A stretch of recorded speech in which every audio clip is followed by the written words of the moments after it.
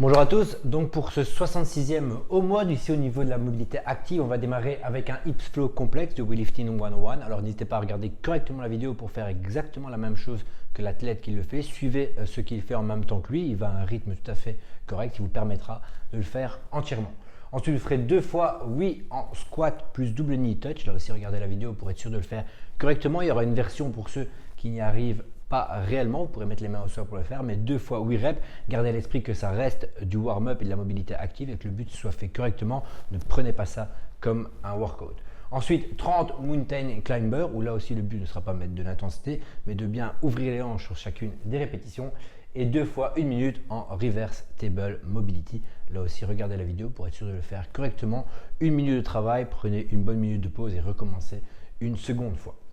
Ensuite, session de force, on sera évidemment axé beaucoup plus sur le bas du corps. Aujourd'hui, on commencera avec 3 fois 20 Bulgarian Split Squat. Alors, ça dépend évidemment de votre niveau. Vous allez avoir plusieurs variations possibles. 20 Bulgarian Split Squat, c'est 10 à gauche et 10 à droite. Si pour vous, c'est trop compliqué, vous pouvez évidemment faire 5 d'une jambe, ensuite 5 de l'autre et recommencer pour avoir un cumul de 20 reps au total.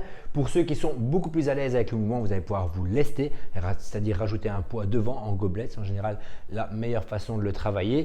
Et y rajouter aussi un tempo si pour vous, encore une fois, c'est trop facile et que vous n'avez peut-être pas un poids assez lourd pour rendre l'exercice trop compliqué. Le but, c'est quand même que vous soyez capable de faire vos 10 reps de la jambe droite et vos 10 reps de la jambe gauche sans pause avant de rajouter du poids tout simplement, mais n'hésitez pas à faire le tempo si vous êtes capable de le faire. C'est pareil dans la vidéo, vous la regardez, vous verrez comment travailler avec ce tempo sur les Bulgarian Split Squat. Vous prendrez 2 minutes de pause entre chaque série de 20 et pour ceux qui n'ont pas l'habitude de faire, je vous conseille quand même d'essayer d'abord de faire une série sans poids, sans rien pour voir un petit peu au niveau du travail ce que ça peut représenter de faire 20 reps en Bulgarian Split Squat et pour ceux qui ont l'habitude évidemment, n'hésitez pas à vous lester. Encore une fois, ce n'est pas un workout, le but n'est pas d'aller le plus vite possible pour terminer les 20 répétitions. Prenez chaque rep une par une, n'hésitez pas à bloquer votre respiration correctement pour être sûr de contrôler votre descente, de bien garder votre genou dans l'axe et de remonter entièrement avant d'engager une seconde répétition.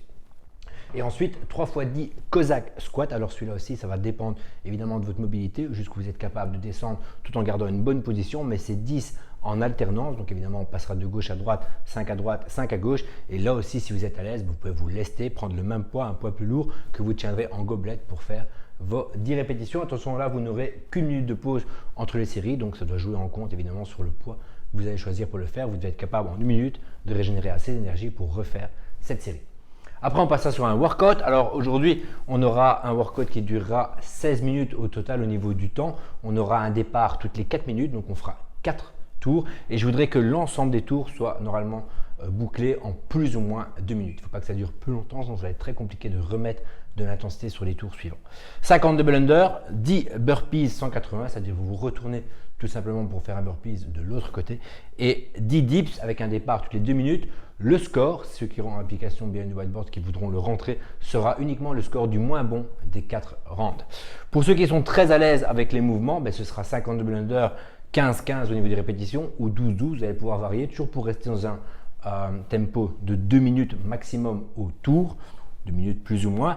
Si vous ne maîtrisez pas les double under, mais vous savez quand même en rentrer quelques-uns, alors c'est pas grave, vous allez travailler le plus honnêtement possible pour essayer d'en faire un maximum en 45 secondes afin de passer ensuite sur les burpees et sur les dips. Ne dépassez pas ces 45 secondes, sinon ça va être très compliqué de rester dans les 2 minutes de travail, mais faites-le le plus honnêtement possible pour en rentrer un maximum, peu importe le nombre que vous rentrez. Si évidemment vous ne maîtrisez pas les single under, dans ce cas-là, vous faites un maximum de single under, là aussi pendant 45 secondes. Donc il faudra regarder le chronomètre, essayer de mettre un téléphone, un chronomètre sur votre télé, en tout cas un chronomètre pour voir quand les 45 secondes s'arrêtent pour passer à l'exercice suivant qui sera les burpees. Donc vous ferez 4 tours, 50, 10, 10, 15, 15 ou 12, 12. Ça dépend un petit peu de votre niveau, de ce que vous êtes capable de faire et votre score sera le moins bon des 4 rounds.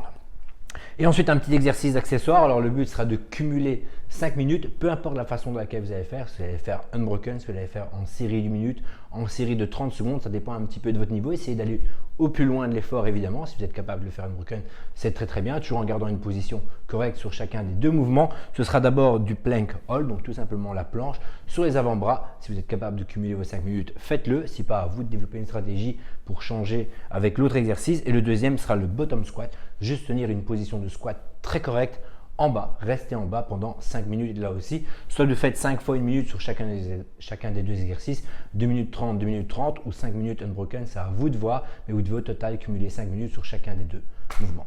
Et on en restera là pour aujourd'hui, on se revoit demain pour la session de mercredi.